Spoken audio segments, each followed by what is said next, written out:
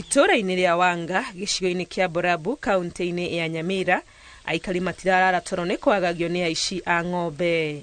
Inabidi turae na ng'ombe kama uko na ng'ombe asimu na urare kwa ndani ya boma. Sasa ukiwa ndani ya boma unalala kuanzia saa 3 mpaka saa 11 hivi ama saa 10 ndio unamuka naendea unaaja hiyo ng'ombe. Na saa hiyo sio sasa ni kulala tu usingizi kidogo. Ukilala usingizi mwingi sasa utapata ng'ombe hakuna. Umwe wa aikari aria maiyetwo ng'ombe ni atariirie kigiriko kiria ahitukiire o nginya agikora agicoka muhuko niguo guteithio gukinyirana na ng'ombe ciake iria ciarikitie gukirio nginyagia kaunti-ini marigaini ya Bomet. Ng'ombe zilipatikana, zilipita Bomet, zikaingia Transmara, nilizipata zote na zikarudi na ilibidi niingize mkono kwa mfuko.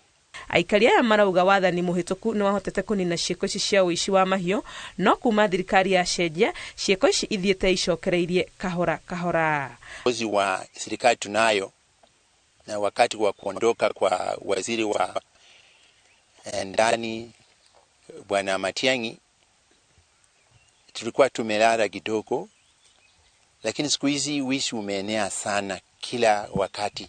So there's a time waliclack whip, tukaona watu wamepotea tu, kwa tunajua wanashikwa ama wako chera ama walikufa, watu walilala.